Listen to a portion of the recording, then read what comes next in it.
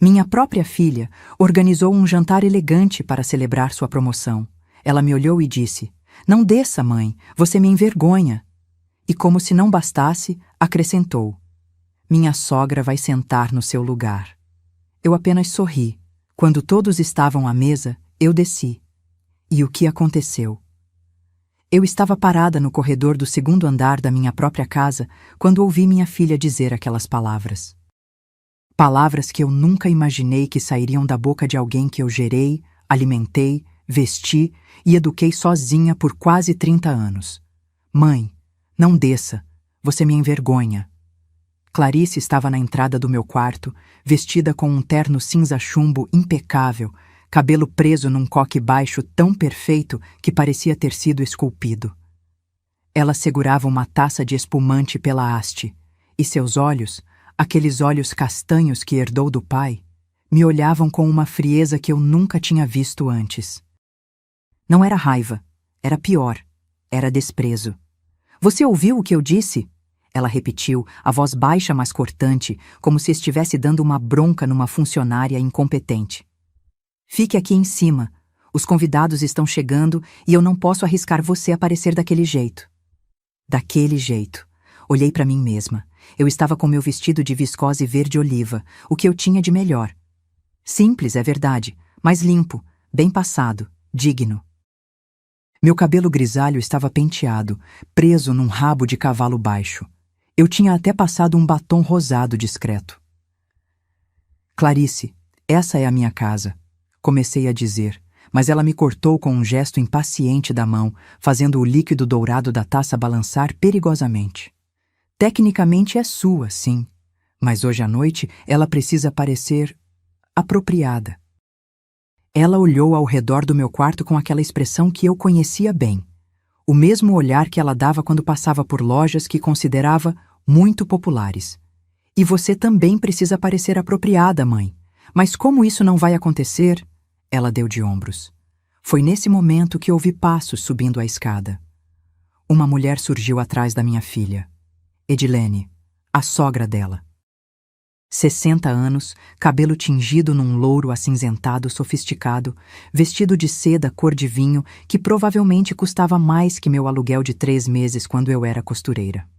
"Clarice, querida, seu chefe acabou de chegar", disse Edilene com aquele tom melodioso que ela usava, como se estivesse eternamente narrando um comercial de perfume caro. Então ela me viu. "Ah, oi, Marta." "Não, dona Marta." "Não, como vai?" "Só Marta, como se eu fosse a empregada." "Edilene vai sentar na cabeceira hoje", Clarice anunciou. E naquele momento eu entendi tudo. No seu lugar de sempre. Ela sabe conversar sobre vinhos, viagens, negócios, essas coisas que você não entende. Lá embaixo, eu podia ouvir vozes, risadas educadas, o tilintar de taças.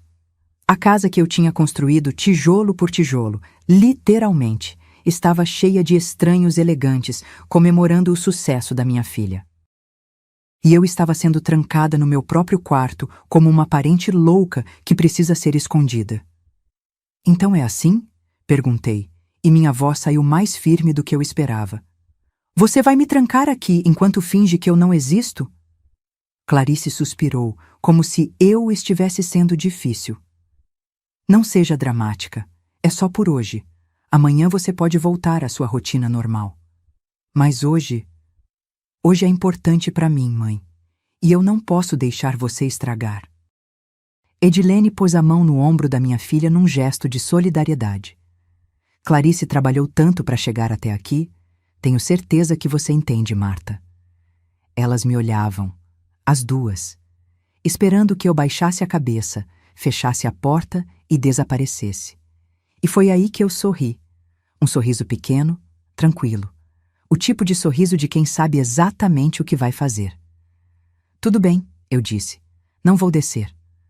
O alívio no rosto da Clarice foi instantâneo. "Ótimo. Obrigada por entender, mãe." Ela já estava se virando, Edilene ao lado dela quando eu acrescentei: "Ainda não."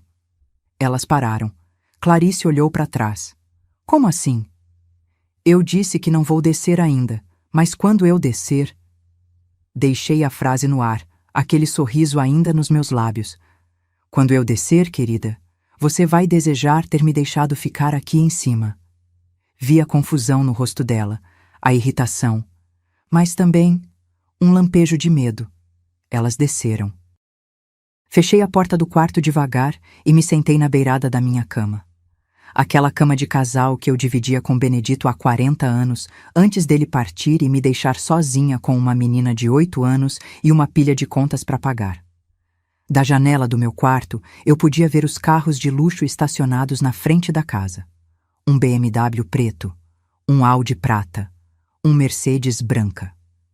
Eu podia ouvir a música ambiente suave que Clarice tinha colocado, alguma coisa clássica, piano e cordas. Abri a gaveta da mesinha de cabeceira. Lá dentro estava um envelope marrom. Eu o peguei, passei os dedos pela superfície áspera do papel. Dentro dele estava tudo o que eu precisava. 3 semanas atrás, eu tinha descoberto o que minha filha estava planejando. 3 semanas de fingir que não sabia de nada. 3 semanas preparando minha resposta. Lá embaixo, ouvi um brinde. A Clarice, a nova gerente regional! Risadas, palmas. Olhei para o relógio. 8h15 da noite. Eles deviam estar servindo o prato principal agora. O tal buffet sofisticado que Clarice contratou por R$12.000. R$12.000 num jantar. Eu levantei 5 filhos de costureiras com menos que isso por mês. Levantei, alisei meu vestido verde-oliva, peguei o envelope, olhei no espelho. Meus 68 anos me encaravam de volta. Cabelos grisalhos, rugas ao redor dos olhos, mãos calejadas de décadas de trabalho. Você me envergonha, tinha dito minha filha. Respirei fundo. Abri a porta e desci as escadas. O salto baixo das minhas sapatilhas marrom faziam um som suave nos degraus de madeira. Quando cheguei no meio da escada, consegui ver a sala de jantar. A mesa estava linda, preciso admitir. Toalha branca imaculada, arranjos florais enormes, prataria reluzente. 15 pessoas sentadas, todas vestidas como se fossem para uma gala. E lá, na cabeceira onde eu sempre sentava nos domingos, estava Edilene, com aquele sorriso de quem conquistou um território. Clarice estava de pé, ainda fazendo seu discurso de agradecimento. E agradeço especialmente ao apoio da minha família. Foi quando ela me viu. O copo de vinho parou no ar. O sorriso congelou. Todos os rostos se viraram para mim. O silêncio foi tão profundo que eu podia ouvir o relógio da sala marcando os segundos. Desci o resto da escada. Devagar. Cada passo ecoando naquela sala de jantar perfeitamente decorada. Mãe, Clarice começou, a voz rouca de constrangimento. Eu disse para você. Ficar lá em cima, eu sei. Cheguei perto da mesa. Todos me olhavam. Alguns com curiosidade, outros com pena. Edilene com desprezo mal disfarçado. Mas eu vim só entregar uma coisa. Coloquei o envelope marrom sobre a mesa, bem no meio, entre as taças de cristal e os pratos de porcelana. O que é isso? Clarice perguntou, mas sua voz estava fina demais. Abra, eu disse. Na frente de todos, afinal, essa noite é sobre celebrar conquistas, não é? E foi aí. Foi aí que tudo mudou. Se essa história mexeu com você, se inscreva no canal, porque o que aconteceu quando ela abriu aquele envelope, você não vai acreditar. E eu vou contar cada detalhe. Mas antes de eu contar o que tinha dentro daquele envelope, vocês precisam entender como eu cheguei até ali. Como uma mulher de 68 anos, de vestido verde-oliva simples, teve coragem de descer aquelas escadas sabendo que seria humilhada. Porque eu não nasci forte, eu me tornei. Eu tinha 22 anos quando conheci Benedito. Ele era mecânico numa oficina pequena no bairro onde eu morava, na Zona Norte. Mãos sempre sujas de graxa, sorriso largo, jeito simples de ser. A gente se casou 6 meses depois num cartório, com 2 testemunhas que ele chamou da oficina. Sem festa, sem vestido branco. Mas eu era feliz. Benedito ganhava pouco, mas era honesto. Todo dia 15 ele trazia o dinheiro para casa, punha na minha mão e dizia: Faz render, Martinha. Você é boa nisso. E eu fazia render. Comprava no atacado, cozinhava feijão para a semana toda, remendava a roupa até não poder mais. Quando Clarice nasceu, eu estava com 23. Foi num hospital público, num parto que durou 14 horas. Benedito ficou do lado de fora da sala, andando de um lado para o outro, roendo as unhas. Quando a enfermeira trouxe nossa filha, eu vi lágrimas nos olhos dele. Ela vai ter tudo que a gente não teve, ele disse, beijando a testa da Clarice. Eu juro, Marta. Essa menina vai estudar, vai ter oportunidades. E ele tentou cumprir. Durante 8 anos, Benedito trabalhou feito um condenado. Fazia hora extra, pegava serviço nos fins de semana, consertava carro de madrugada para ganhar uns trocados a mais. Tudo para Clarice ter caderno novo, lápis de cor, tênis sem furo. Eu trabalhava também, costurava para fora, vestidos de festa, roupas de bebê, ajustes em calças. A máquina de costura velha, que minha mãe me deixou, ficava zunindo até tarde da noite, enquanto Clarice dormia no quarto ao lado. A gente não tinha muito, mas a gente tinha paz. Até aquela terça-feira. Clarice estava com 8 anos. Eu tinha acabado de buscá-la na escola quando o telefone tocou. Era o dono da oficina, a voz trêmula. Dona Marta, aconteceu um acidente. O elevador do carro tinha cedido.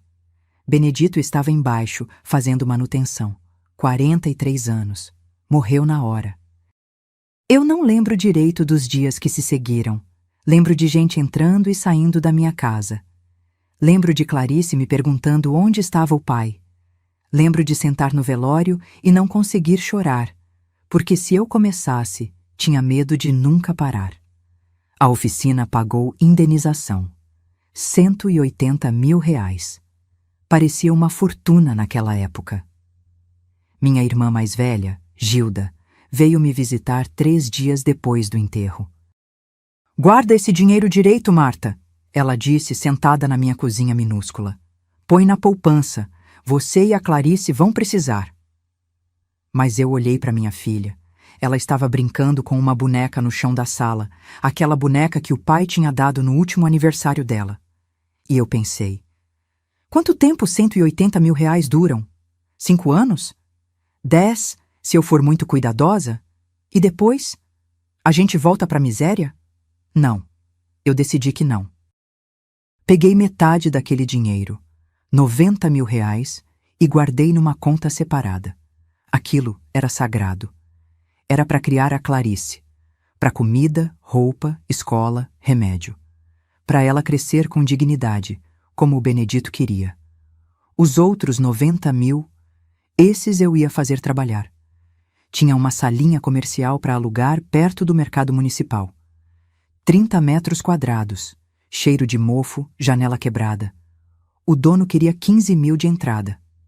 Eu dei 20 e pedi para ele reformar o banheiro. Comprei 5 máquinas de costura industriais usadas, 10 mil reais no total. Comprei tecido no atacado, malha, algodão, linho, mais 20 mil. Registrei a empresa, Confecções Marta, CNPJ, contador, nota fiscal, tudo certinho. Mais 10 mil. Sobrou 45 mil. Precisava durar até as vendas começarem. Nos primeiros 3 meses, eu quase quebrei. Costurava de madrugada, ia vender de dia, buscava Clarice na escola no horário do almoço, voltava para costurar mais. Dormia 4 horas por noite. Emagreci 7 quilos. Mas eu não desisti. Comecei fazendo roupinhas de bebê. Macacões, vestidos, conjuntinhos, vendia para as lojas de bairro. Pouquinho aqui, pouquinho ali. Depois passei para roupa infantil. Tinha uma costureira, Dona Neuza, que eu contratei para me ajudar. Ela era rápida, caprichosa. No primeiro ano, eu tirei 22 mil reais de lucro. Não era muito, mas era meu. No segundo ano, 43 mil. No terceiro, 81 mil. Eu reinvestia tudo. Mais máquinas, mais funcionárias, mais tecido. Fui pegando clientela maior, lojas de shopping, boutiques, até algumas redes pequenas. Clarice crescia. Eu pagava escola particular, não das caríssimas, mas boa. material escolar completo, curso de inglês. Ela reclamava que as amigas tinham roupas de marca e ela não. Eu explicava. Um dia você vai entender, filha. Estou construindo algo para nós duas. Mas ela nunca quis entender. Quando Clarice completou 15 anos, a Confecções Marta tinha 17 funcionárias e faturava R$500.000 por ano. Eu tinha comprado um terreno e construído uma casa de 3 andares. Nada de luxo, mas era nossa. Cada tijolo assentado com o suor do meu trabalho. No andar de baixo, eu montei um showroom para receber clientes. No segundo andar, 3 quartos.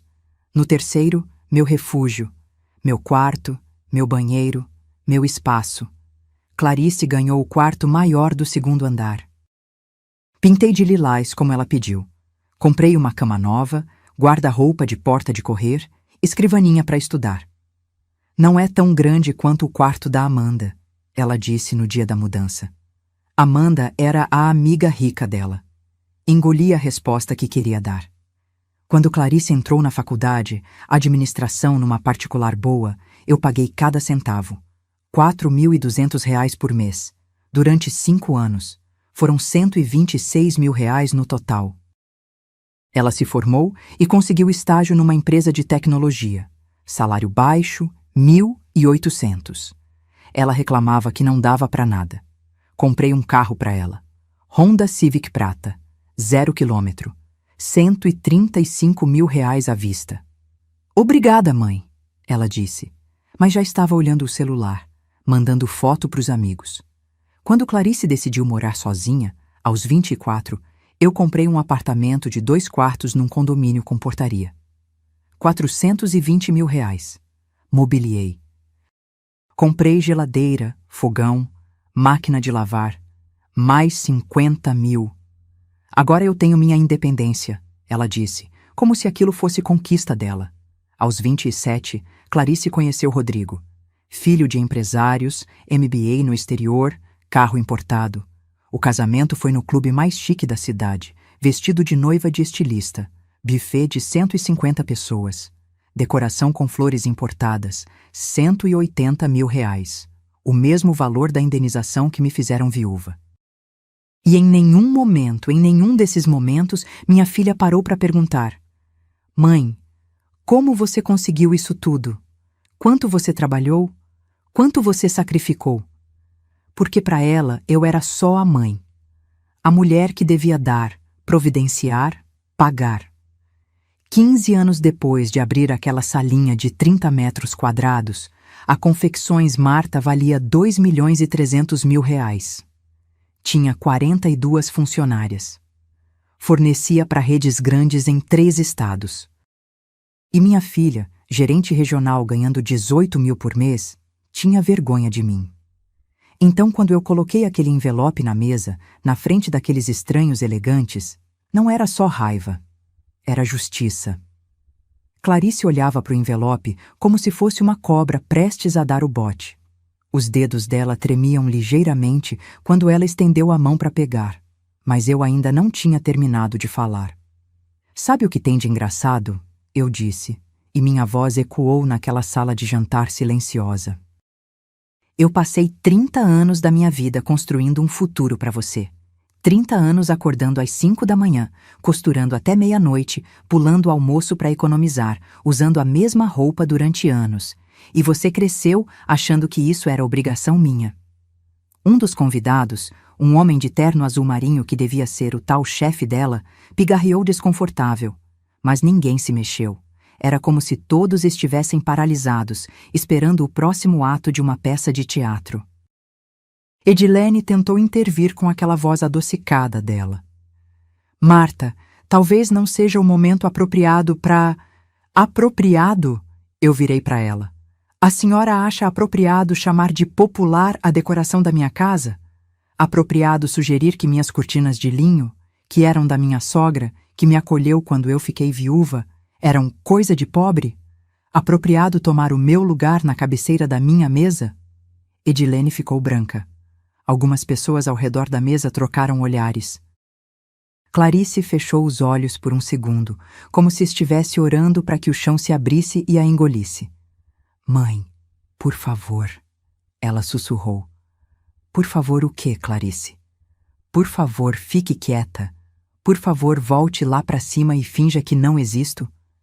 Minha voz não estava alta, estava firme, cada palavra saindo devagar, pesada. Você tem ideia de quanto custou cada coisa que eu te dei? Ela não respondeu. Só ficou ali parada, segurando aquele envelope como se fosse uma sentença de morte. Deixe eu refrescar sua memória, continuei. Faculdade particular, 5 anos, R$ 126 mil. Eu sei o número exato porque foram 60 prestações de 4.200, 60 meses trabalhando dobrado para pagar aquela mensalidade. Vi uma mulher loira do outro lado da mesa. Devia ser colega de Clarice. Arregalar os olhos. O Honda Civic que você tanto queria porque não podia chegar no estágio de ônibus? R$ 135 mil, à vista. Eu vendi um lote de produção inteiro para uma rede de São Paulo para conseguir aquele dinheiro. Clarice estava mortalmente pálida agora. Mãe, todo mundo aqui não precisa saber. Não precisa? Eu ri. Um riso curto, sem humor.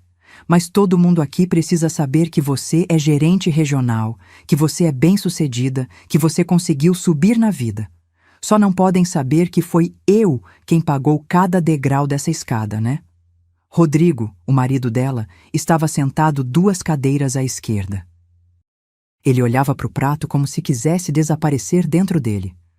O apartamento onde vocês moraram antes de voltarem temporariamente para cá? R$ 420 mil. Mais 50 mil de mobília. Geladeira de 3 portas porque você disse que a comum era muito básica. Sofá de couro porque tecido envelhece rápido. Até as panelas eram importadas. Eu fiz uma pausa. Respirei fundo. Quando voltei a falar, minha voz estava mais baixa, mas isso só deixava as palavras mais cortantes. O seu casamento. Aquele casamento lindo no clube. Vestido que custou mais que o carro que eu dirigia na época. Decoração com orquídeas vindas não sei de onde. Buffet com camarão e champanhe francês. Você sabe quanto foi?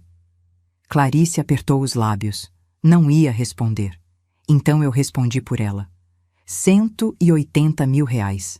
Exatamente o valor da indenização que eu recebi quando seu pai morreu. Quando eu fiquei sozinha com você, uma criança de 8 anos, sem saber como ia pagar as contas do mês seguinte. Minha voz tremeu um pouco, mas segurei. Seu casamento custou o preço da morte do seu pai. Alguém engasgou no vinho. Um barulho abafado de vidro batendo em madeira. E sabe o que você me disse no dia do casamento? Continuei. Quando eu comentei que estava cansada porque tinha trabalhado até tarde, finalizando uma encomenda grande, justamente para cobrir os custos extras que apareceram de última hora? Clarice estava olhando para a mesa agora, as mãos tremendo visivelmente. Você disse, mãe, não fala de trabalho hoje. As pessoas vão pensar que você é obcecada por dinheiro. Deixei aquilo pesar no ar. Obcecada por dinheiro. Eu. A mulher que estava pagando 80% daquela festa. O chefe de Clarice, o homem de terno azul marinho, cruzou os braços. Ele estava prestando atenção agora. Muita atenção. Durante todos esses anos, eu disse, você nunca perguntou se eu estava bem, se eu precisava de ajuda, se eu estava cansada. Nunca ofereceu pagar uma conta sequer. Quando você começou a ganhar bem, nunca sugeriu dividir o IPTU dessa casa. Nunca ofereceu comprar comida. Nada. Eu achei que você não precisava. Clarice começou, mas a voz dela era fraca. Você achou? Ou você simplesmente não quis ver? Apontei para o vestido elegante dela. Esse terno que você está usando custou quanto? 3 mil? 4 mil reais? Ela não respondeu. Eu usei o mesmo casaco de lã durante 10 invernos seguidos. 10. Porque cada real que sobrava, eu investia ou guardava para você. Olhei ao redor da mesa. E hoje, na noite em que ela celebra o sucesso dela, sucesso que eu financiei, ela me manda ficar trancada no quarto porque eu envergonho ela. Edilene tentou novamente. Às vezes as mães não entendem que os filhos precisam de espaço para... A senhora não fala da minha relação com minha filha, cortei seco. A senhora que passa aqui todo fim de semana comendo da comida que eu compro, usando o ar-condicionado que eu pago, estacionando na garagem que eu construí e ainda tem coragem de dizer que minhas cortinas são popularescas. Edilene abriu a boca. Fechou. Ficou roxa. Voltei minha atenção para Clarice. Abre o envelope. Mãe, eu não quero. Abre. Ela olhou ao redor da mesa procurando apoio, mas todos estavam olhando para ela agora, esperando, curiosos. Alguns, eu notei, já não pareciam tão simpáticos. Com as mãos tremendo, Clarice rasgou o envelope. Tirou os papéis de dentro. Eram 3 folhas grampeadas. Ela começou a ler, e a cada linha ficava mais branca. O que é isso? Rodrigo perguntou, tentando ver por cima do ombro dela. Clarice engoliu seco. A voz dela saiu como um fio. É uma notificação. Notificação de quê? Insistiu o marido. Foi quando eu respondi, clara e calma. De despejo. Vocês têm 45 dias para sair da minha casa. O silêncio que caiu sobre aquela mesa foi absoluto. Até a música ambiente parecia ter parado. E tem mais, eu disse. Mas isso eu vou explicar melhor na frente de todo mundo. Porque afinal, Clarice, essa noite é sobre celebrações, não é? E então, finalmente, eu puxei uma cadeira. Não a cabeceira onde Edilene estava sentada, mas uma cadeira livre ao lado do chefe de Clarice. E sentei. Alguém pode me passar o vinho? Ninguém passou o vinho. Ficaram todos paralisados, olhando para mim como se eu tivesse acabado de pousar de Marte. Então eu mesma peguei a garrafa que estava no centro da mesa. Um rótulo que eu não reconhecia, provavelmente caríssimo, e servi meu próprio copo. O vinho era bom, melhor do que os que eu costumava comprar no mercado. Mas não era tão especial quanto aquela gente toda fingia que era. Clarice, querida, talvez seja melhor conversarmos em particular. Edilene tinha recuperado a voz, embora ela saísse mais fina que o normal. Não. Eu disse, colocando o copo na mesa com um som seco. Nada de particular. Eu fui humilhada na frente de 15 estranhos. Então, 15 estranhos vão ouvir minha história completa. Olhei para Edilene. Realmente olhei. Pela primeira vez desde que aquela mulher tinha começado a frequentar minha casa 6 meses atrás, eu parei para analisar quem ela realmente era. 60 anos bem vividos. Unhas feitas toda semana, cabelo tingido naquele salão caro da avenida. Roupas que ela trocava como quem troca de máscara, sempre perfeitas, sempre coordenadas, sempre gritando, eu tenho dinheiro. Mas tinha uma coisa nos olhos dela, uma dureza. O tipo de dureza que vem de quem passou a vida inteira preocupada em parecer melhor que os outros. A senhora começou a vir aqui em março, eu disse. Lembro direitinho. Foi num sábado. Clarice tinha feito não sei que prato sofisticado e convidou vocês para almoçar. Edilene assentiu, desconfortável, sem entender aonde eu queria chegar. Eu estava na cozinha, lavando louça. Minha máquina tinha quebrado na semana anterior e eu ainda não tinha conseguido chamar o técnico. A senhora entrou, olhou ao redor e disse, eu lembro das palavras exatas. Que charmoso. Tem até aquela estética retrô de casa antiga. Vi algumas pessoas ao redor da mesa tentando esconder sorrisos. Eles sabiam. Sabiam que estética retrô era só uma forma educada de chamar minha casa de velha e ultrapassada. Aí a senhora viu minhas cortinas.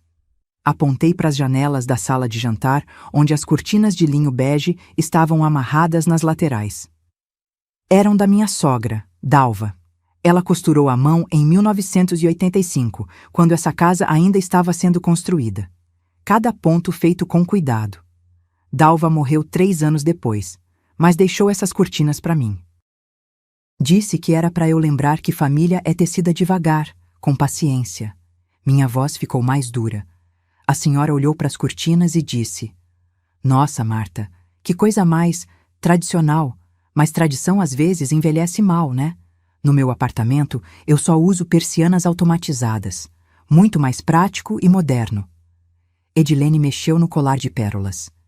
Eu não quis ofender, eu só quis deixar claro que eu era inferior, que minhas escolhas eram erradas.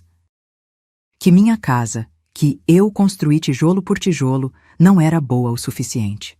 Bebi outro gole de vinho. E sabe o que me doeu mais? Foi que Clarice riu. Minha própria filha ficou do seu lado e riu das cortinas da avó dela.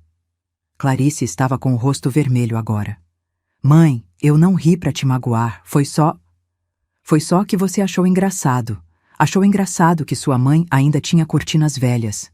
Achou engraçado que eu não acompanhava as tendências de decoração. Apoiei os cotovelos na mesa.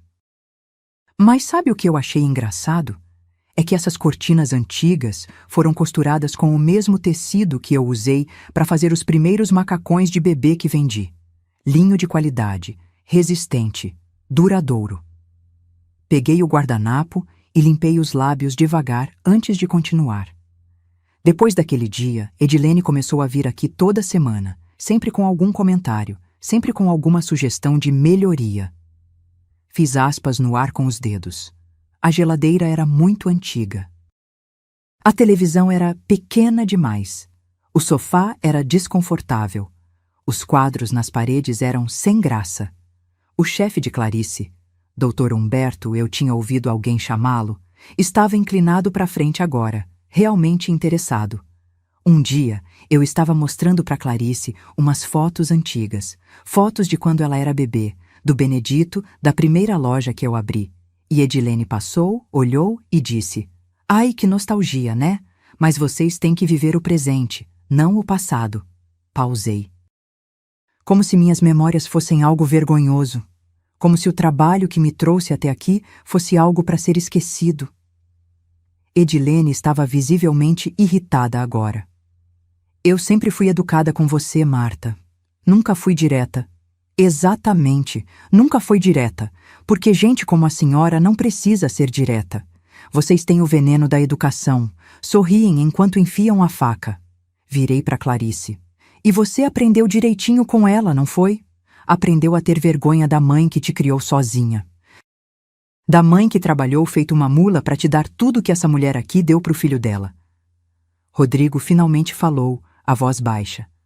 Marta, minha mãe só queria ajudar. Ajudar? Soltei uma risada curta. Filho, sua mãe queria colonizar. Ela via essa casa como um território sem dono. Uma viúva sozinha, sem marido, sem alguém para guiar. Ela achou que podia entrar aqui e remodelar tudo. A casa, a filha, até eu. Olhei de novo para Edilene. Mas a senhora subestimou uma coisa. Subestimou o fato de que eu não sou uma velha ingênua. Eu construí um negócio do zero. Eu sei quando alguém está tentando me empurrar para fora do meu próprio espaço. Foi aí que eu vi. Vi nos olhos dela. Um lampejo de respeito. Ou talvez de medo. Difícil dizer. 3 semanas atrás, continuei, eu estava subindo a escada e ouvi vocês duas conversando. Você e Clarice, na sala. Apontei para a porta que levava à sala de estar. Vocês não me viram. Estavam de costas, tomando chá naquelas xícaras de porcelana que vocês insistiram que eu comprasse porque canecas são muito informais. Clarice fechou os olhos. Ela sabia o que vinha. Edilene disse: Clarice, você precisa pensar no futuro. Sua mãe está ficando velha. Casas como essa dão trabalho. Não seria melhor ela ir para um lugar onde recebesse cuidados adequados? Imitei o tom melodioso dela com perfeição. E você, minha filha, minha única filha, respondeu.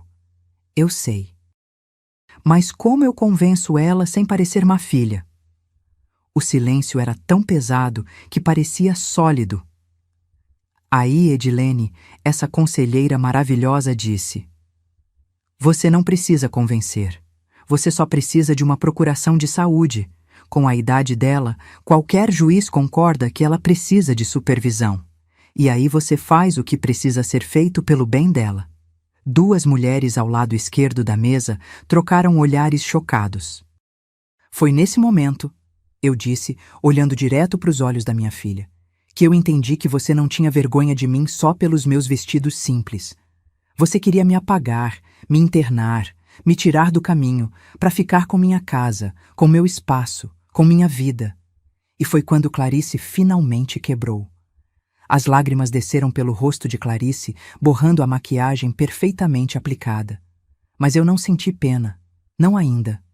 Não foi assim, ela sussurrou, a voz engasgada. Mãe, você está distorcendo tudo. Eu só estava preocupada com você. Essa casa é grande demais, o trabalho é pesado demais para uma mulher da sua idade. Da minha idade, repeti, deixando as palavras ecoarem. Eu tenho 68 anos, Clarice, não 88. Eu subo escada sem ajuda. Dirijo meu carro. Administro minha empresa. Faço minhas contas. Cozinho, limpo. Vivo sozinha, sem problema nenhum. Me inclinei para frente. O que te incomoda não é minha idade, é minha independência.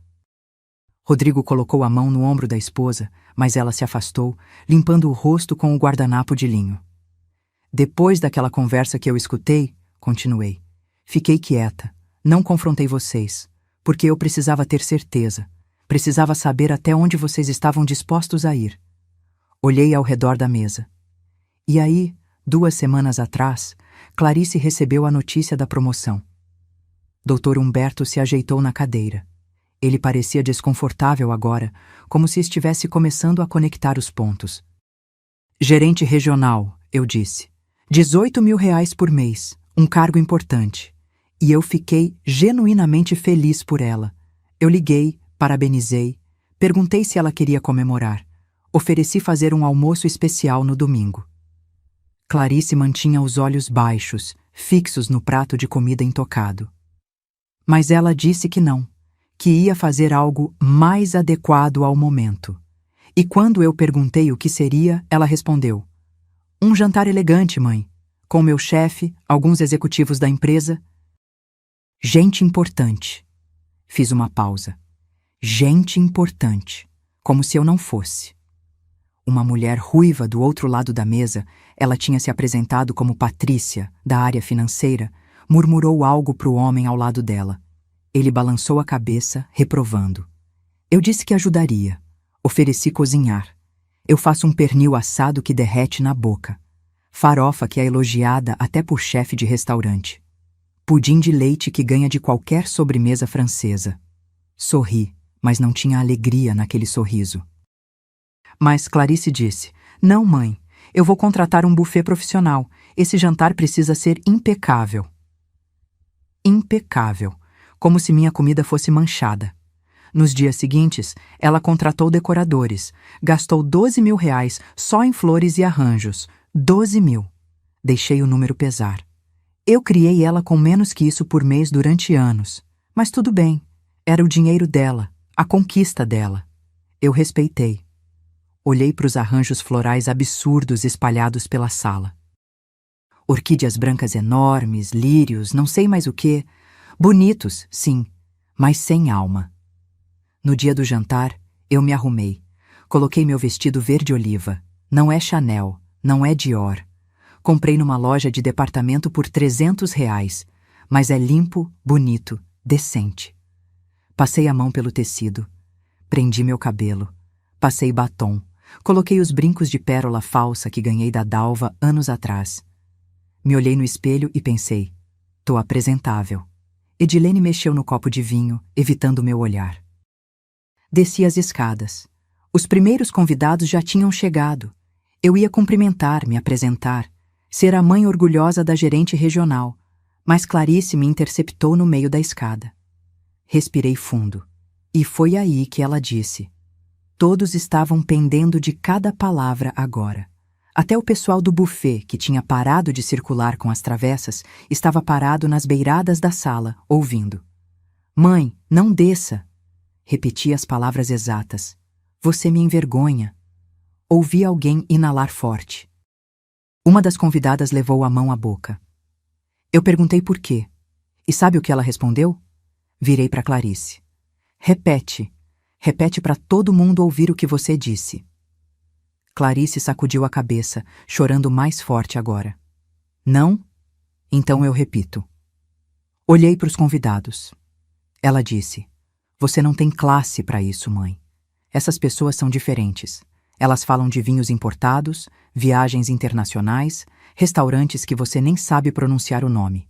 Você vai ficar perdida. Vai dizer algo inadequado. Vai me fazer passar vergonha. Dr. Humberto fechou os olhos por um segundo. Quando abriu, estava olhando para Clarice com uma expressão que não era nada boa. E então, continuei, como se já não bastasse, ela acrescentou a cereja do bolo. Edilene vai sentar no seu lugar na cabeceira. Ela sabe conversar com essas pessoas. Ela é refinada. Edilene estava vermelha agora. Não de vergonha, de raiva. Porque ela estava sendo exposta também. Refinada, repeti. Então, eu subi. Fiquei no meu quarto, ouvindo as risadas, os brindes, os elogios. Ouvi minha filha fazer um discurso bonito sobre dedicação, trabalho duro, sacrifício. E eu pensei, que irônico, ela falando de sacrifício enquanto me sacrifica. Peguei o segundo documento do envelope que ainda estava na mesa. Desenrolei. Era uma impressão de conversa de WhatsApp. Mas o pior não foi só o jantar de hoje. Mostrei o papel. 10 dias atrás, Clarice mandou uma mensagem pro Rodrigo. Tá aqui, olha. Rodri, preciso agilizar isso da minha mãe. A casa vale 1.800.000 no mercado atual. Se a gente colocar ela num lugar adequado, fica com a casa livre. Pensa no quanto a gente economiza de aluguel e ainda podemos alugar o térreo como espaço comercial. Rodrigo ficou branco. Clarice tentou pegar o papel, mas eu afastei. Ele respondeu: Mas sua mãe não vai querer sair da casa. E ela, minha filha querida, respondeu. Olhei direto para ela. Ela não tem escolha. Com a idade dela, qualquer juiz aceita que ela precisa de cuidados supervisionados. E tem aqueles lares de luxo que custam 8.000, 9.000 por mês. É caro, mas vale a pena pelo patrimônio que a gente mantém. Patrícia, a mulher ruiva, estava com a mão na boca agora, os olhos arregalados. 8.000 por mês, repeti. Ela ia me trancar num asilo, pagar 8.000 por mês, mas ficar com uma casa de 1.800.000. A matemática até que fecha, não é? Em 15 anos ela gasta 1.440.000 comigo, mas fica com um imóvel que só vai valorizar. Clarice estava soluçando agora, a cabeça entre as mãos. Mas eu não sou boba. Nunca fui. Coloquei o papel na mesa. Então, fui atrás dos meus direitos. Procurei um advogado. Bom, caro. E descobri que enquanto eu tiver plena capacidade mental, e eu tenho, ninguém me interna em lugar nenhum. E mais, essa casa é minha. Registro no meu nome. Quitada. Vocês moram aqui porque eu permito. Me levantei. Todos os olhos me acompanharam. Então sim, Clarice, você me envergonha. Mas não pelas razões que você pensa. Você me envergonha porque eu te dei tudo e você aprendeu a dar nada. E foi aí que Dr. Humberto finalmente falou. Dr. Humberto limpou a garganta. Era um homem de uns 50 e poucos anos, cabelo grisalho bem cortado, óculos de armação fina. O tipo de pessoa que você olha e sabe que chegou onde está por competência, não por sorte. Clarice, ele disse, e a voz dele tinha aquele tom que chefe usa quando está profundamente desapontado. Não era raiva, era pior, era decepção. Nós precisamos conversar. Segunda-feira, na minha sala, 8 horas. Clarice levantou a cabeça bruscamente. Dr. Humberto, eu posso explicar. Segunda-feira, ele repetiu, firme. E então olhou para mim com algo que parecia respeito. Dona Marta, a senhora tem toda a razão em estar indignada. E me desculpe por ter sido convidado para um jantar baseado em isso. Ele gesticulou vagamente para toda a situação. Alguns dos outros convidados começaram a se mexer, claramente desconfortáveis. Uma mulher já estava pegando a bolsa. Outro casal trocava olhares significativos, aquele tipo de olhar de precisamos sair daqui. Mas eu ainda não tinha terminado. Antes de vocês irem embora, eu disse, e minha voz cortou o murmúrio crescente. Tem uma coisa que eu preciso esclarecer, porque eu não quero que ninguém saia daqui achando que eu sou uma mãe rancorosa que está sabotando a filha por ciúmes, ou sei lá o quê. Voltei a sentar. Cruzei as mãos sobre a mesa. 20 dias atrás, eu fui ao banco. Não o banco normal, onde eu tenho conta corrente. Fui ao banco onde está a conta da empresa, a Confecções Marta. Olhei para Clarice. Você sabe que eu nunca falei muito sobre o funcionamento da empresa com você. Sempre achei que você não se interessava. E você realmente nunca perguntou. Rodrigo estava pálido agora. Ele já sabia que algo grande vinha. Então deixa eu contar uma história que vocês não conhecem. Apoiei as costas na cadeira. Quando eu abri a confecção, há 23 anos, eu tinha R$ 90 mil. Metade da indenização do Benedito. Era dinheiro sagrado. Dinheiro manchado com a morte do homem que eu amava. Minha voz ficou mais baixa, mas mais intensa. Eu poderia ter fracassado. 80% das pequenas empresas fecham nos primeiros 5 anos. Eu poderia ter perdido tudo, mas eu não perdi. Sabe por quê? Porque eu trabalhei como ninguém trabalha. Porque eu aprendi a costurar melhor, vender melhor, negociar melhor. Porque cada real que entrava, eu reinvestia. Peguei meu copo de vinho, mas não bebi. Só segurei, sentindo o peso do cristal. No 10º ano, a empresa valia R$ 500 mil. No 15º, 1.200.000. E eu continuava morando nessa casa simples, usando roupa simples, vivendo de forma simples, porque eu sabia que o dinheiro tinha um propósito maior. Clarice estava me olhando agora, a expressão confusa, como se estivesse tentando entender aonde eu queria chegar. 3 semanas atrás, quando eu descobri que vocês estavam planejando me internar para ficar com minha casa, eu fiz uma avaliação completa da empresa. Trouxe uma firma de fora, especializada. Eles analisaram tudo: estoque, clientela, contratos, reputação, potencial de crescimento. Coloquei o copo na mesa devagar. A Confecções Marta vale R$ 3.100.000. Ouvi alguém inalar forte. Vi os olhos de Clarice se arregalarem. Isso mesmo, 3.100.000. Não os 2.300.000 que eu tinha dito para você há 2 anos. A empresa cresceu. E cresceu muito. Sorri. Mas você nunca perguntou. Nunca quis saber.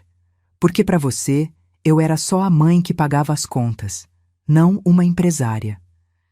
Edilene estava imóvel. Rodrigo tinha deixado cair o garfo no prato. Então, na segunda-feira seguinte, continuei, eu fui ao meu advogado e nós fizemos alguns ajustes, legais, definitivos.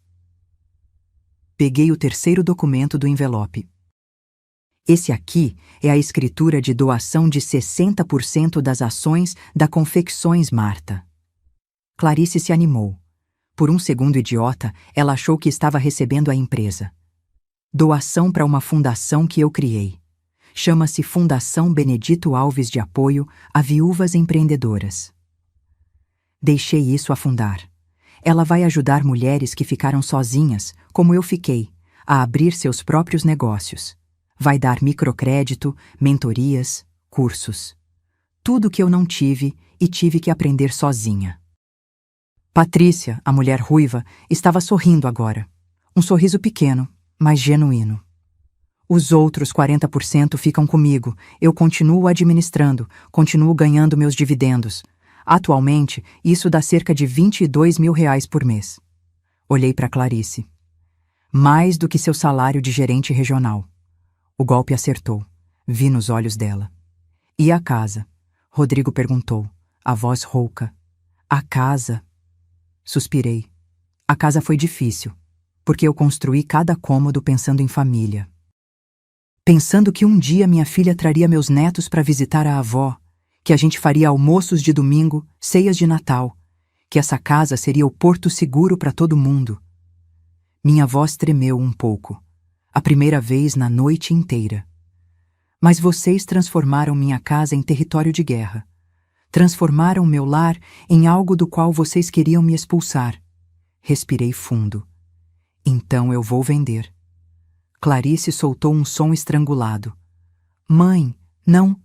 Vou vender. Já tenho 3 imobiliárias fazendo avaliação.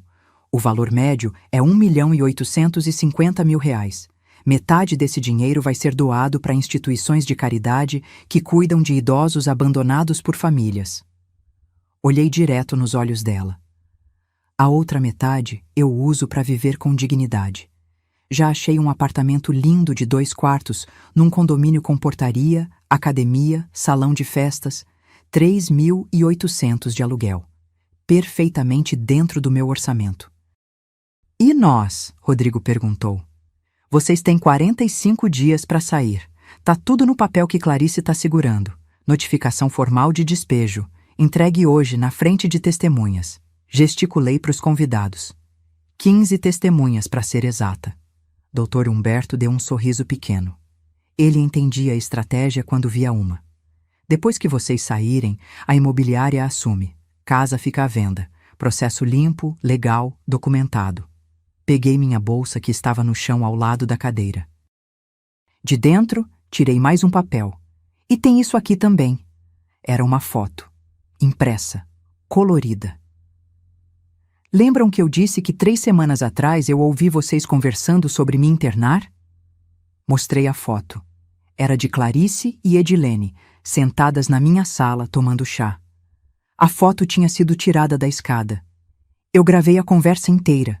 Está com meu advogado e também está salva em 3 lugares diferentes, incluindo a nuvem. Edilene ficou branca. Caso vocês tentem alegar que eu tô senil, que eu não tenho capacidade, que eu preciso de curador, essa gravação mostra exatamente o contrário. Mostra vocês conspirando contra uma mulher perfeitamente lúcida. Coloquei a foto na mesa, ao lado dos outros documentos, um arsenal completo de provas. Então sim, Clarice, você organizou um jantar elegante. Você me mandou ficar trancada no quarto porque eu te envergonho. Levantei finalmente. Mas eu desci. E o que aconteceu? É que você descobriu que sua mãe não é a velha fraca que você achava que era. Me virei para sair. Aproveitem o resto do jantar. A comida custou caro demais para desperdiçar. E subi as escadas, deixando 15 pessoas em silêncio absoluto e uma filha em pedaços. Quando fechei a porta do meu quarto, minhas pernas tremiam. Não de medo, de adrenalina pura. Eu tinha acabado de fazer algo que vinha planejando por 3 semanas e agora que tinha acontecido, meu corpo finalmente reagia. Sentei na beirada da cama. Lá embaixo, eu podia ouvir o caos, vozes se sobrepondo. Clarice chorando, alguém discutindo, portas batendo, carros ligando e partindo. O jantar elegante tinha virado um velório. Olhei para o envelope marrom que eu tinha deixado na gaveta. Ainda tinha mais papéis ali dentro. Papéis que eu não mostrei. Porque algumas cartas você guarda para jogar depois, quando o adversário acha que já viu tudo. E eu tinha visto muita coisa naquelas 3 semanas. Tudo começou naquela tarde de quinta-feira. Eu tinha voltado mais cedo da empresa porque estava com dor de cabeça. Entrei em casa pela porta lateral, aquela que dá direto na cozinha. Deixei a bolsa no balcão e ia subir para tomar um remédio quando ouvi vozes na sala de estar. Vozes baixas, conspiratórias. Alguma coisa no tom me fez parar. Me fez ficar quieta ali na cozinha, escondida atrás da parede divisória. Você precisa agir logo, Clarice. Era a voz de Edilene. Ela não vai ficar mais jovem. E quanto mais velha, mais difícil fica o processo. Eu sei. Clarice soava frustrada. Mas como eu faço isso sem parecer a vilã? Meu coração começou a bater mais rápido. Do que elas estavam falando? Você não é vilã, querida. Você é uma filha cuidadosa. Edilene tinha aquele jeito dela. Aquele tom que transformava veneno em mel. Olha, quando meu tio começou a ficar difícil, minha prima conseguiu uma procuração de saúde. Foi tranquilo. O advogado montou tudo certinho. Ouvi o som de xícara batendo em pires. Mas minha mãe não tá doente, Clarice disse. Ela não tem Alzheimer, Não tem demência. Ela é chata, controladora, mas não é incapaz. Controladora. Minha própria filha me chamando de controladora. Não precisa ser incapaz, Edilene respondeu. Basta demonstrar que ela não consegue mais gerenciar os próprios interesses. Uma casa desse tamanho? Uma empresa? Tudo sozinha na idade dela? Qualquer juiz vai concordar que ela precisa de ajuda. E depois? Depois você assume a gestão dos bens dela. Legalmente. Pelo bem dela, claro. Edilene fez uma pausa. E aí, você pode tomar decisões mais práticas. Tem residenciais excelentes, com toda a estrutura. Ela vai até agradecer por não ter mais que se preocupar com conta, manutenção, essas coisas.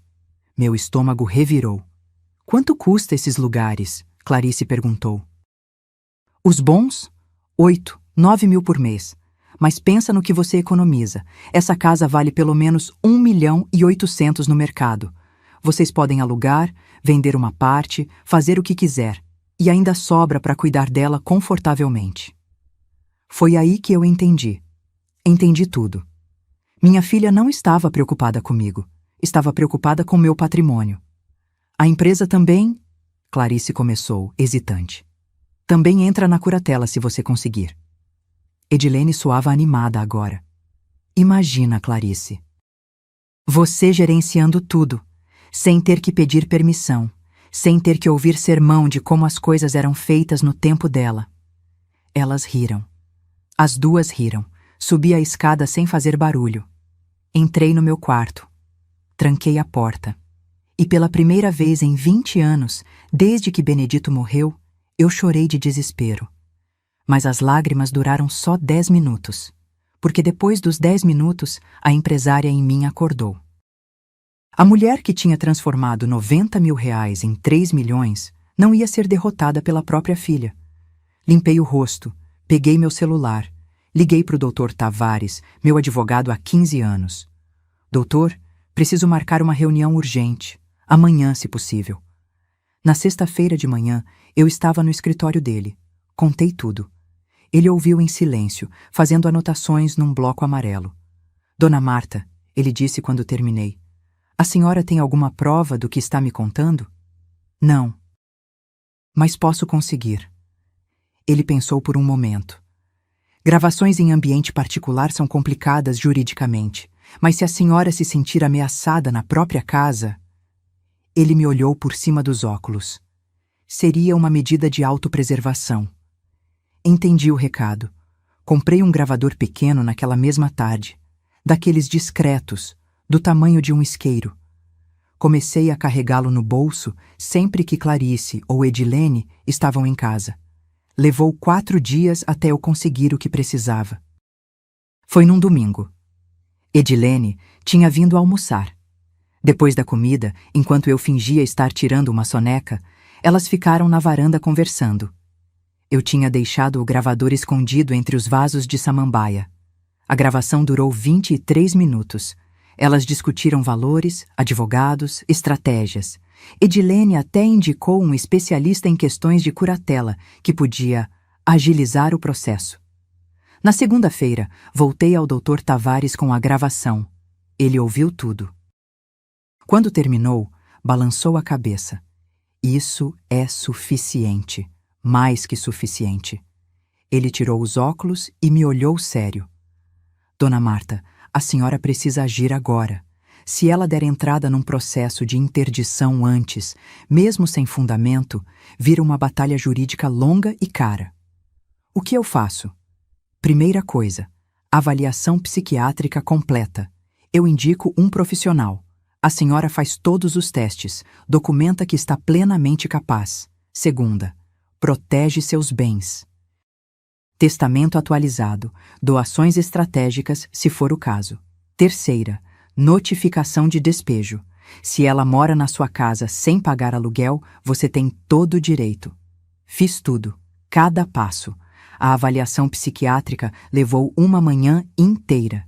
Testes de memória, raciocínio lógico, saúde mental.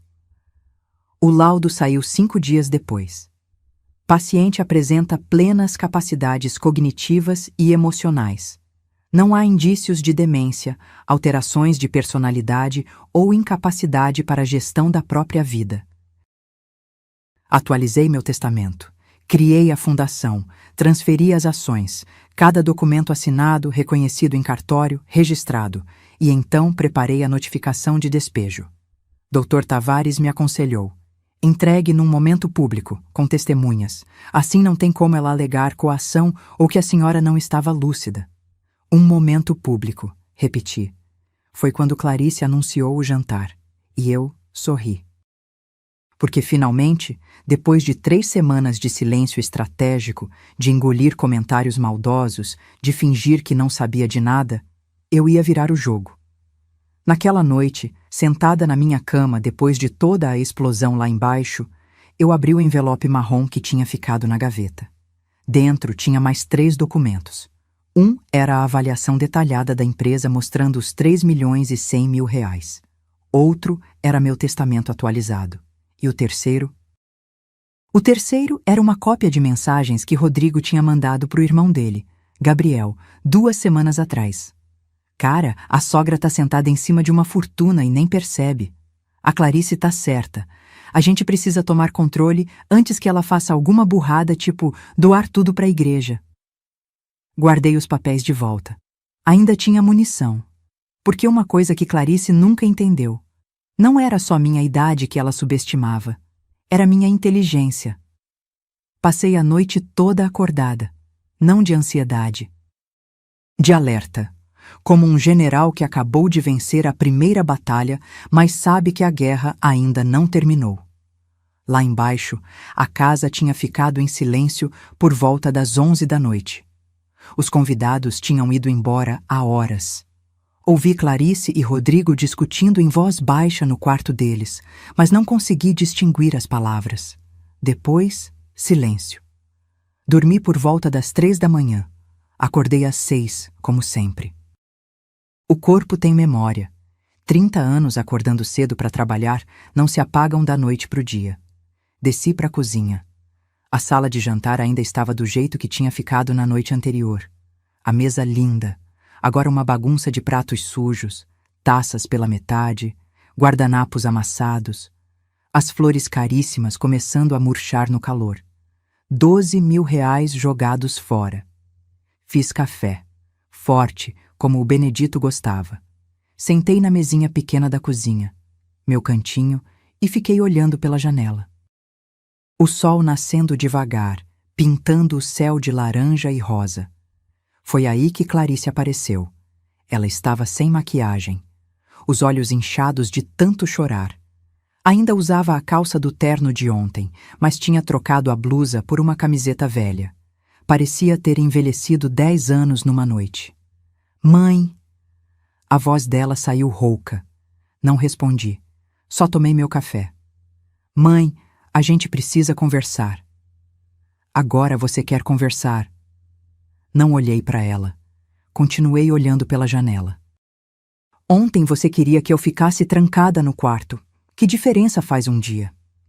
Ela puxou uma cadeira e sentou.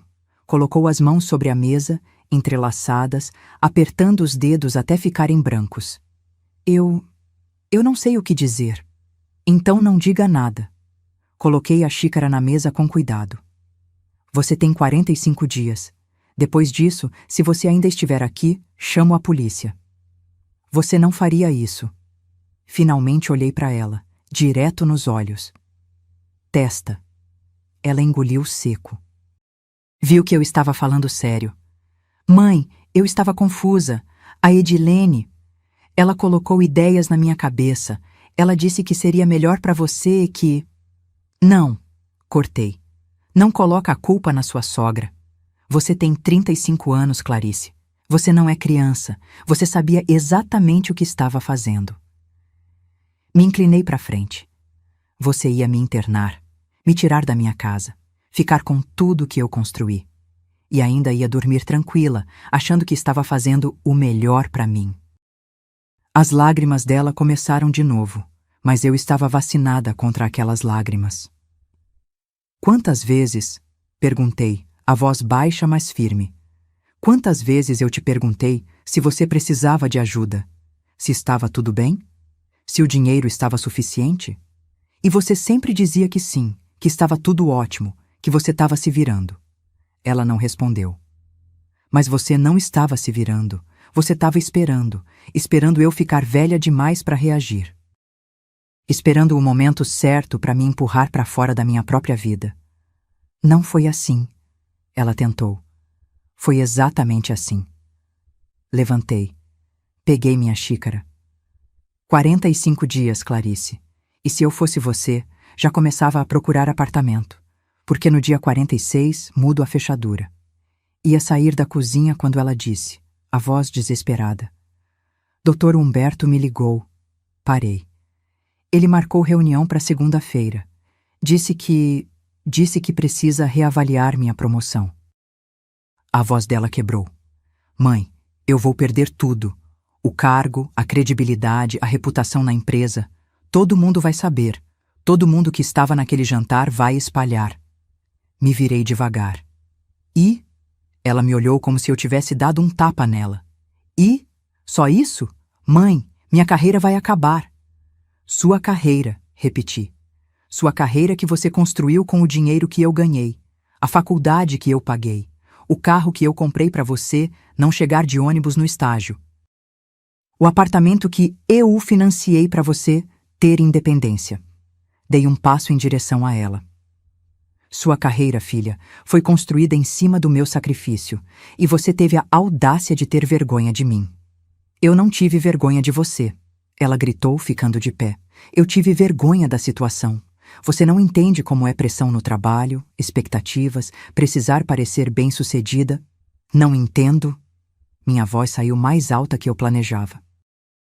Eu não entendo pressão? Eu que fiquei viúva aos 30 com uma filha de 8 anos? Eu que acordava às 5 da manhã e dormia à meia-noite para fazer a empresa crescer? Eu que costurava até os dedos sangrarem porque tinha conta para pagar e boca para alimentar? Ela ficou quieta. Você acha que eu não sentia pressão? Que eu não queria desistir? Que não tinha dia que eu olhava para a máquina de costura e pensava, não aguento mais? Minha voz estava tremendo agora. Mas eu não podia desistir. Porque tinha você.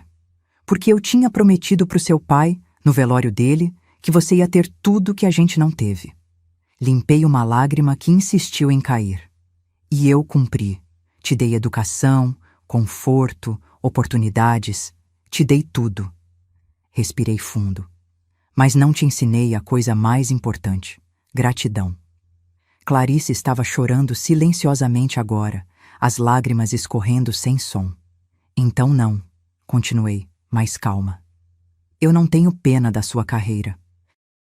Você vai ter que reconstruir do jeito que eu reconstruí quando perdi seu pai. Vai ter que trabalhar duro do jeito que eu trabalhei. Vai ter que provar seu valor do jeito que eu provei. Caminhei até a porta da cozinha. Parei, sem olhar para trás. E quem sabe, no processo, você aprenda o que significa realmente conquistar algo, sem a mamãe pagando a conta.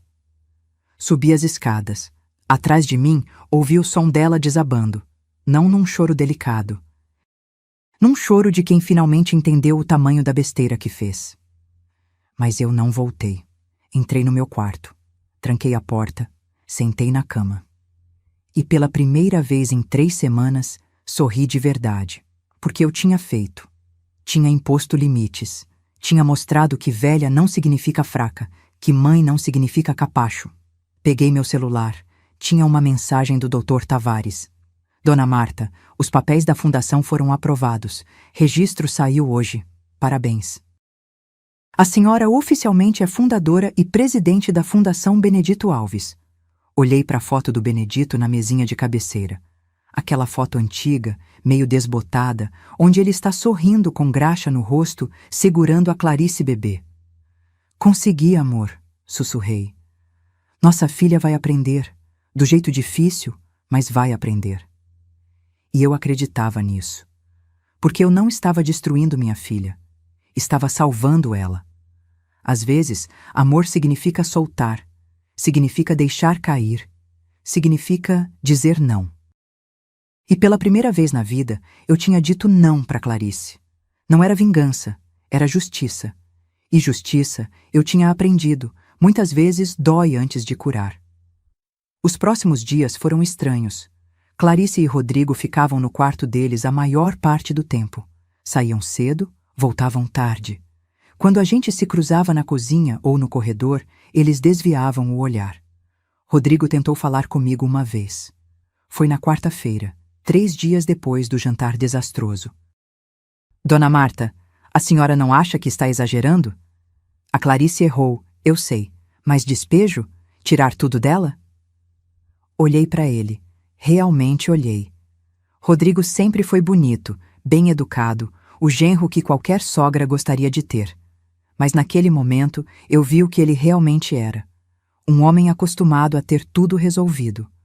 Um homem que nunca tinha enfrentado consequências de verdade. Rodrigo, eu disse calmamente, eu não tirei nada dela. Eu só parei de dar. Tem diferença. Ele abriu a boca para argumentar, mas eu continuei. Durante anos eu dei. Casa, comida, conforto.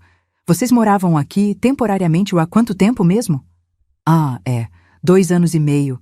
Temporário de 2 anos e meio. Cruzei os braços. Quantas vezes vocês ofereceram pagar aluguel? Dividir as contas? Comprar comida? Ele ficou vermelho. A gente ajudava. Ajudava como? Me diz uma coisa concreta que vocês fizeram por essa casa nos últimos 2 anos. Silêncio. Então não vem falar de exagero comigo. Eu tô só cobrando o aluguel que vocês nunca pagaram. A diferença é que tô cobrando indignidade. Ele saiu sem responder. Na sexta-feira, uma semana depois do jantar, Clarice recebeu a ligação. Eu estava no meu quarto, trabalhando no laptop, tinha reunião online com fornecedores, quando ouvi o grito dela vindo do andar de baixo. Não, isso não pode estar acontecendo. Fechei o laptop. Desci as escadas devagar. Clarice estava na sala, o celular ainda na mão, o rosto completamente branco. Rodrigo estava ao lado dela, segurando os ombros dela como se ela fosse desabar. O que foi? Perguntei da porta. Ela me olhou, e naquele olhar tinha tanto ódio que eu quase recuei. Você sabia? Não foi pergunta, foi acusação. Você sabia e não me contou. Sabia o quê? A promoção. Dr. Humberto ligou, disse que devido a questões de conduta pessoal incompatíveis com os valores da empresa, eles decidiram. Ela engasgou. Decidiram reverter minha promoção. Volto para analista sênior. Salário volta para 11 mil. 11 mil. Metade do que ela ganharia como gerente regional. E você acha que eu sabia? Perguntei. Você orquestrou, ela gritou. Você me humilhou na frente do meu chefe de propósito. Sabia que isso ia acontecer? Não. Minha voz saiu firme. Eu não sabia, mas também não me surpreende. Clarice, você tratou sua própria mãe como lixo na frente de 15 pessoas. O que você achava que ia acontecer? Que as pessoas iam te aplaudir? Rodrigo tentou intervir. Dona Marta, mas isso é profissional. Não deveria misturar. Não deveria misturar? Virei para ele. Você trabalha onde, Rodrigo? Na Oliveira em Associados, advocacia empresarial. E se seu sócio descobrisse que você está planejando internar a sogra para roubar a herança dela, você acha que continuaria no escritório? Ele ficou mudo. Caráter não é algo que você liga e desliga dependendo do ambiente. Caráter é quem você é quando ninguém está olhando, e o Dr. Humberto viu exatamente quem vocês são. Clarice jogou o celular no sofá. Você destruiu minha vida. Não, filha, você destruiu sua própria vida quando decidiu que eu era descartável. Foi aí que ela explodiu. Descartável? Eu te ofereci um lugar bom, um lugar onde você seria cuidada, onde não precisaria mais se preocupar com nada. Um asilo, gritei de volta. Você ia me trancar num asilo aos 68 anos, perfeitamente saudável, só para ficar com minha casa. Era para seu bem. Era pro seu bolso. Minha voz ecoou pela sala. Não mente para mim. E pior, não mente para você mesma. Eu ouvi vocês planejando. Ouvi Edilene fazendo as contas. 8.000 por mês de cuidado versus 1.800.000 de imóvel. A matemática era muito clara. Ela tremia de raiva agora. Tá, você quer saber a verdade? A verdade? Eu tô cansada. Cansada de ser a filha da coitadinha que ficou viúva. Cansada de ouvir como você trabalhou duro, como você se sacrificou, como você abriu mão de tudo por mim. Cada palavra era uma facada. Eu não pedi para você fazer isso. Não pedi para você se matar de trabalhar. Você escolheu isso. E agora fica me jogando na cara como se eu devesse minha vida inteira a você. O silêncio que caiu foi tão denso que eu podia sentir o peso dele nos meus ombros. Então é isso. Minha voz saiu baixa, perigosamente baixa. Você acha que eu escolhi ser viúva aos 30? Que eu escolhi criar você sozinha? Que eu queria trabalhar até os ossos doerem? Ela não respondeu. Eu fiz o que tinha que ser feito. O que qualquer mãe faria. E sim, eu me sacrifiquei. Porque é isso que pais fazem, Clarice. Eles se sacrificam. Não para cobrar depois, para ver os filhos felizes. Limpei uma lágrima que caiu antes que eu pudesse segurar. Mas você sabe qual é a diferença entre sacrifício e martírio? Martírio espera recompensa. Sacrifício espera só reconhecimento. Não precisava me dar nada de volta. Só precisava não cuspir na minha cara. Clarice estava chorando também agora, mas era choro de raiva, não de arrependimento. Você quer reconhecimento? Pronto. Obrigada, mãe. Obrigada por pagar tudo. Obrigada por se matar de trabalhar. Obrigada por me sufocar com seu sacrifício a vida inteira. Satisfeita? Cada palavra saiu venenosa, sarcástica, cruel. E foi naquele momento que eu entendi. Entendi que minha filha não ia mudar. Não agora. Talvez não nunca. 30 dias, eu disse. O quê?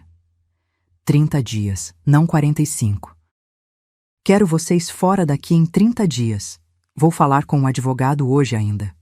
Você não pode fazer isso. Posso. E vou. Virei para sair, mas olhei para trás uma última vez. E Clarice, sobre sua promoção. Não fui eu que destruí sua carreira. Foram suas escolhas, sua arrogância, seu desprezo. O Dr. Humberto só viu o que eu vi há muito tempo. Você não está pronta para liderar ninguém. Porque líderes respeitam pessoas. E você nem respeita quem te deu a vida. Subi as escadas. Atrás de mim, ouvi Clarice gritar. Ouvi algo se quebrando. Provavelmente ela jogou alguma coisa na parede. Ouvi Rodrigo tentando acalmá-la, mas eu não voltei. Entrei no meu quarto. Tranquei a porta. Peguei o telefone e liguei para o Dr. Tavares. Doutor, pode antecipar o despejo para 30 dias? Posso, mas a senhora tem certeza? Isso vai tornar as coisas mais tensas. Tenho certeza. Quanto mais rápido eles saírem, melhor. Desliguei, sentei na cama e chorei. Não de arrependimento, mas de luto. Luto pela filha que eu achei que tinha criado, pela relação que eu pensei que a gente tinha, pela família que nunca existiu de verdade. Às vezes, a verdade mais dolorosa não é descobrir que alguém te traiu. É descobrir que você nunca conheceu essa pessoa de verdade. A segunda semana foi pior que a primeira. Muito pior. Clarice parou de ir trabalhar. Ligou dizendo que estava doente, estressada, precisava de uns dias. Mas eu sabia a verdade. Ela estava com vergonha. Vergonha de encarar as pessoas que tinham estado naquele jantar. Vergonha de enfrentar Dr. Humberto depois de perder a promoção. Ela ficava no quarto o dia inteiro. Rodrigo saía para trabalhar de manhã e voltava à noite, sempre com aquela cara de quem está carregando o mundo nas costas. Edilene apareceu no 10º dia. Toquei a campainha às 9 da manhã. Quando abri a porta, lá estava ela. Mas não a Edilene impecável de sempre. Essa estava com olheiras, o cabelo preso num rabo de cavalo meio torto, sem maquiagem. Marta, precisamos conversar. Não temos nada para conversar. Comecei a fechar a porta, mas ela colocou o pé na frente. Por favor, 5 minutos.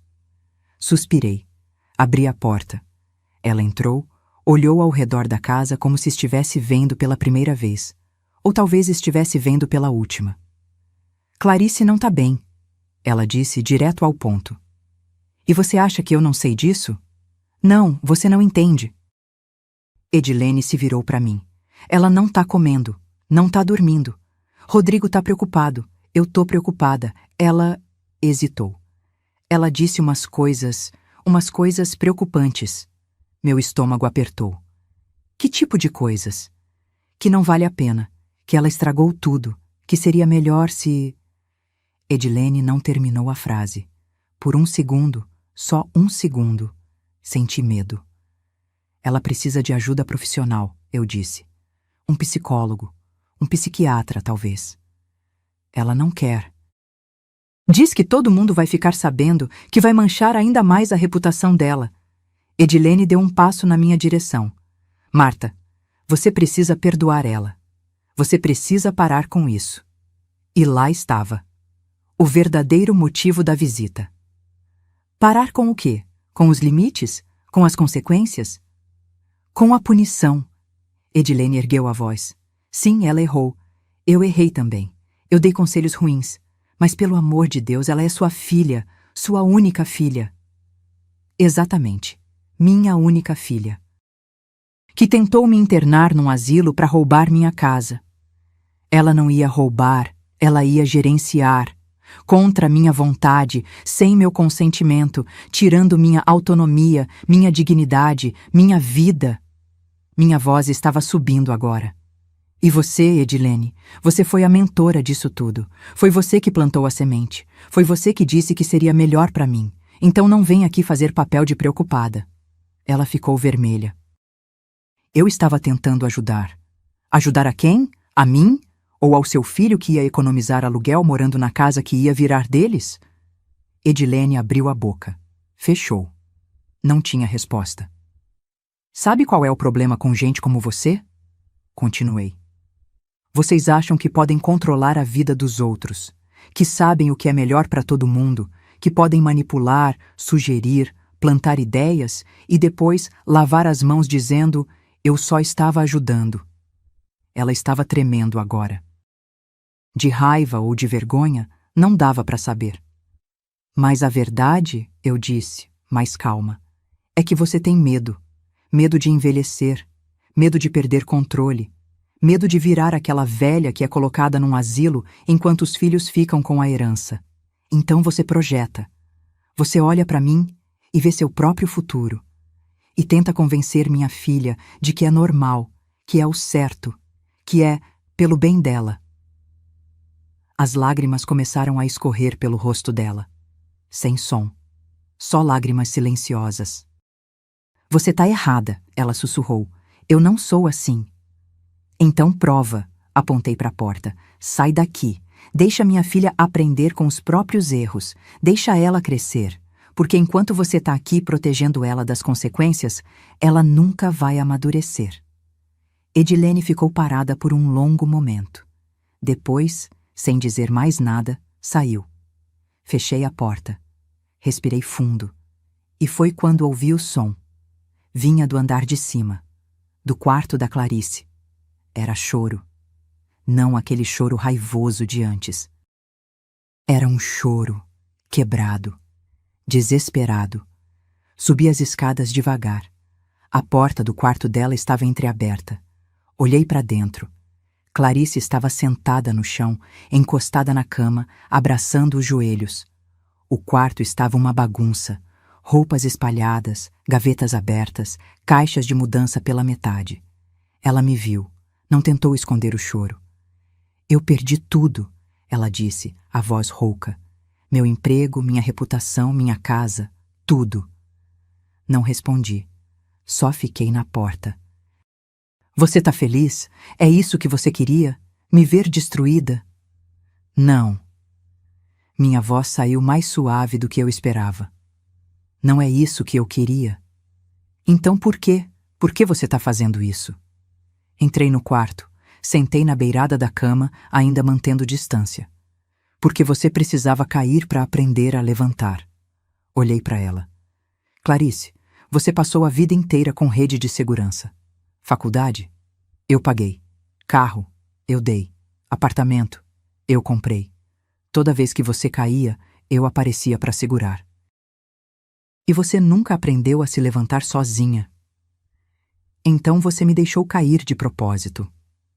Te deixei sentir o peso das suas escolhas. Tem diferença. Ela limpou o rosto com as costas da mão. Eu não sei o que fazer agora. Não sei como consertar isso. Você começa, eu disse, aceitando a responsabilidade, não colocando a culpa na Edilene, no Rodrigo, em mim. Você olha no espelho e diz, eu errei. E aí você decide quem você quer ser daqui pra frente. Ela ficou quieta por um longo tempo. E se eu não conseguir? E se eu não for forte como você? Você é mais forte do que pensa. Você só nunca precisou usar essa força porque eu sempre estava lá para usar a minha. Me levantei. Mas agora você vai ter que descobrir. Ia sair quando ela falou, tão baixo que quase não ouvi. Me desculpa. Parei na porta. Não me virei. Eu sei que já é tarde demais. Eu sei que você não vai me perdoar. Mas me desculpa. Por tudo. Ficou pendurado no ar. Aquele pedido de desculpas. Era sincero? Era desespero? Era manipulação de última hora? Eu não sabia. E naquele momento, não importava. 20 dias, eu disse. Vocês ainda têm 20 dias. Usa esse tempo para se organizar, para pensar no que você realmente quer e quem você quer ser. E saí do quarto. Meu coração estava apertado. Minhas mãos tremiam. Porque por mais que eu quisesse ser forte, por mais que eu soubesse que estava fazendo o certo, ela ainda era minha filha, e parte de mim ainda sangrava por ela. Mas sangrar não significava ceder, significava só que eu ainda era humana. 3 meses se passaram desde que Clarice e Rodrigo saíram da minha casa. A mudança deles foi silenciosa.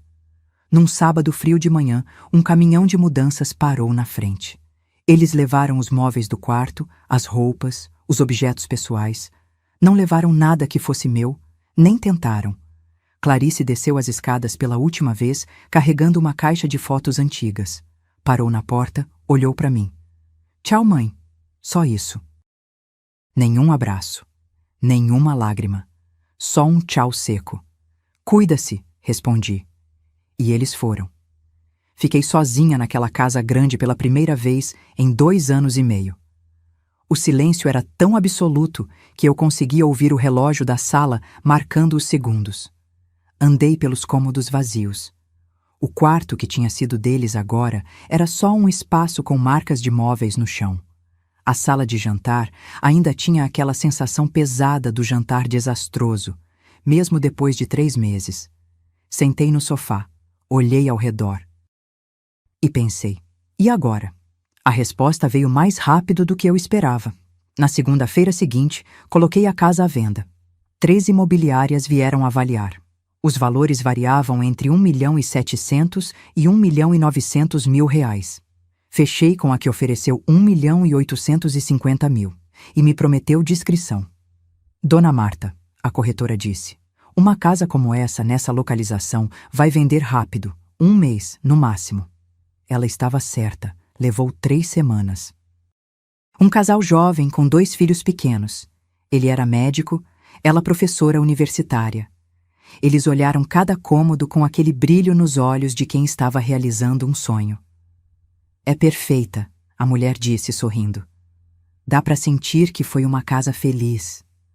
Foi? Eu quis perguntar. Mas só sorri e assenti. Assinamos os papéis numa terça-feira chuvosa. O dinheiro caiu na minha conta 2 dias depois. 1.850.000 reais. Sentada no banco, olhando aquele número na tela do computador, eu não senti alegria, não senti tristeza, senti alívio. Como prometido, dividi o valor. 925 mil para instituições de caridade. Escolhi 3. Um abrigo para idosos abandonados, uma casa de apoio para viúvas em situação de vulnerabilidade e um programa de alfabetização para mulheres acima de 50 anos. O resto, 925 mil, coloquei numa aplicação conservadora que me dava cerca de 6.500 por mês de rendimento. Somado aos 22 mil da empresa, eu tinha R$ 28.500 mensais. Mais do que suficiente. Encontrei um apartamento lindo num condomínio novo. 10º andar, vista para o parque. 2 quartos, 2 banheiros, varanda gostosa, aluguel de R$ 3.800, condomínio incluso. Mobiliei com cuidado. Sofá confortável em vez de bonito, mesa pequena para 2 pessoas. Não precisava de mais. Cama nova, colchão bom para o meu corpo que já reclamava de 68 anos de trabalho duro. E trouxe as cortinas de linho bege da Dalva. Mandei ajustar para o tamanho das janelas novas. Ficaram perfeitas na sala, filtrando a luz da tarde. Popularescas, Edilene tinha dito. Mas para mim eram memória. Eram raiz.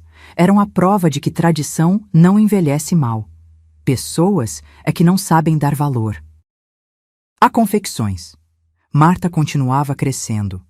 A fundação que eu tinha criado já estava ajudando 17 mulheres a abrir pequenos negócios.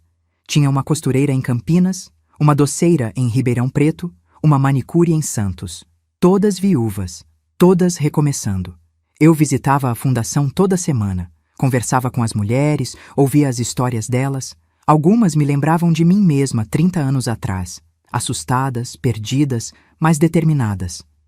A senhora é uma inspiração, uma delas me disse.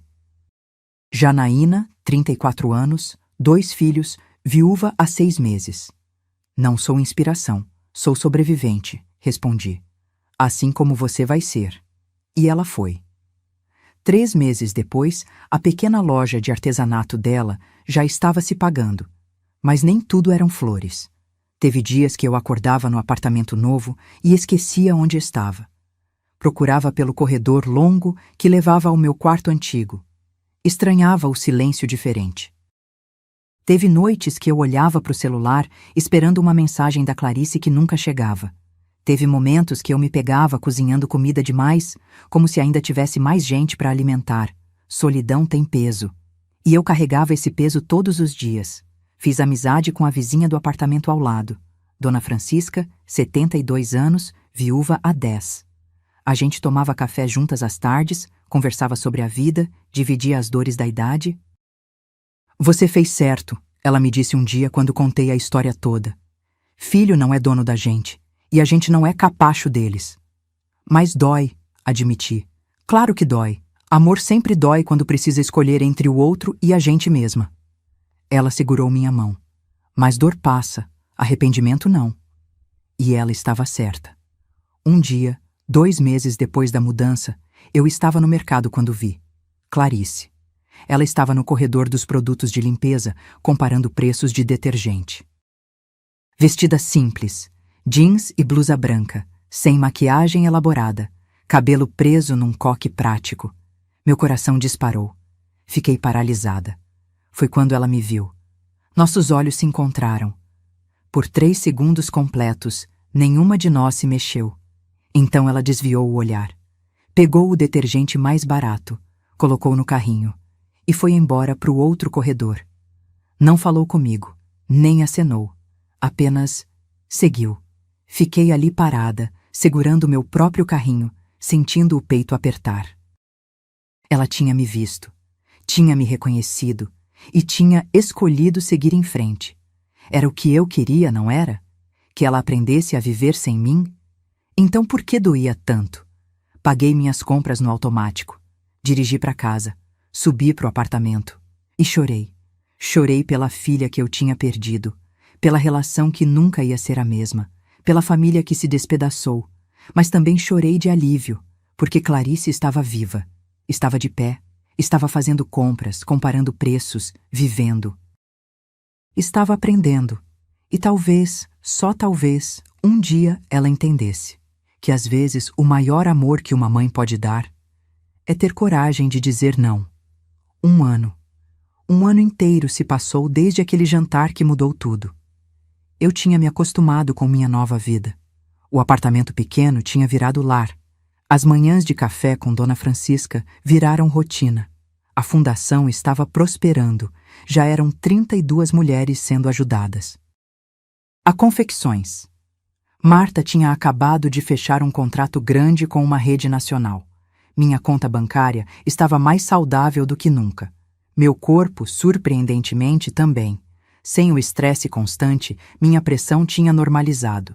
Eu dormia melhor, ria mais. Era uma terça-feira de tarde quando meu celular tocou. Número desconhecido. Atendi com cautela. Alô? Mãe? A voz era hesitante, frágil. Meu coração parou. Clarice? É. Silêncio. Respiração pesada do outro lado. Você pode conversar? Só alguns minutos. Se não puder, eu entendo. Pode falar. Outro silêncio, mais longo. Eu preciso te ver, pessoalmente. Tem umas coisas que eu preciso te contar. A voz dela quebrou um pouco. Por favor. Fechei os olhos. Todas as feridas que eu achei que tinham cicatrizado começaram a latejar de novo. Onde? Aquela cafeteria perto do Parque das Flores, você conhece? Conheço. Amanhã, 3 horas da tarde. Você consegue? Consigo. Obrigada, mãe. Obrigada por atender.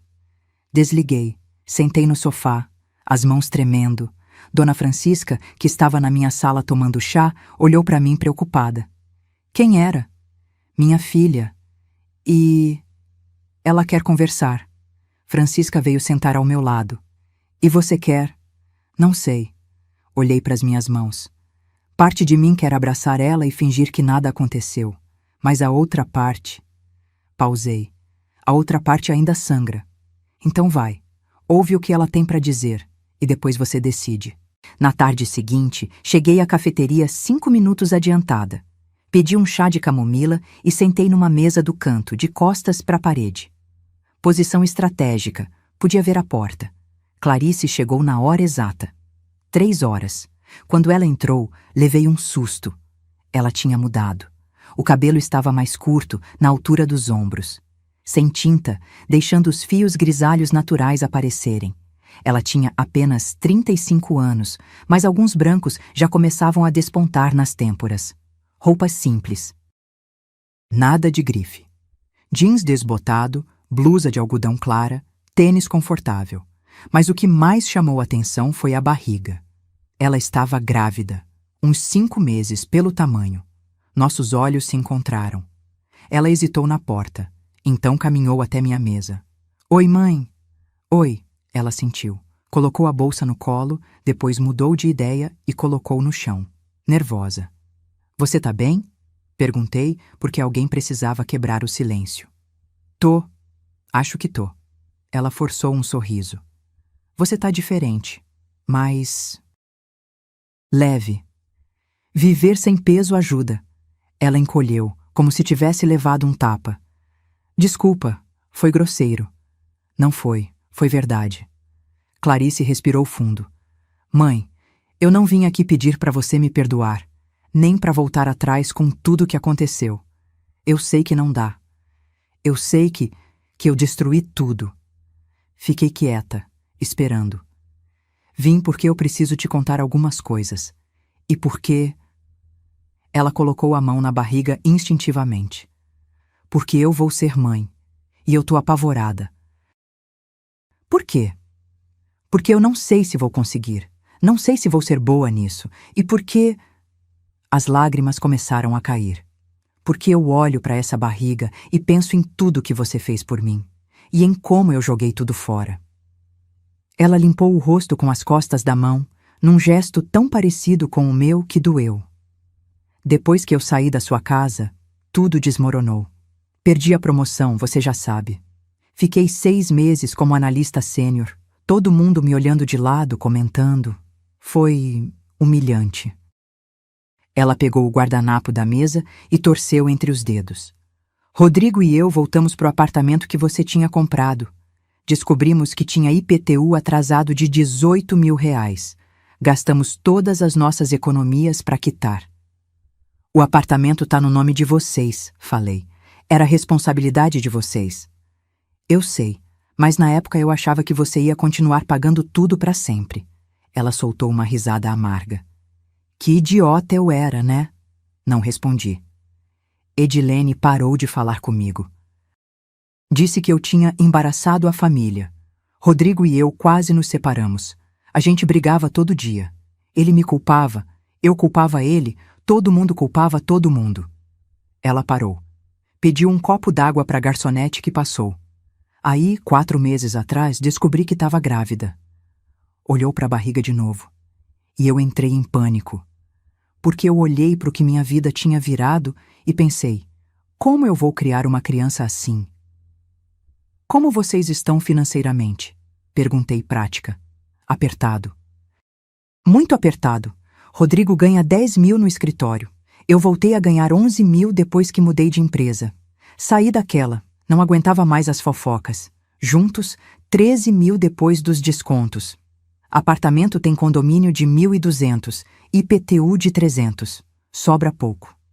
Ela estava contando nos dedos, como eu fazia quando ela era criança, e eu explicava o orçamento do mês.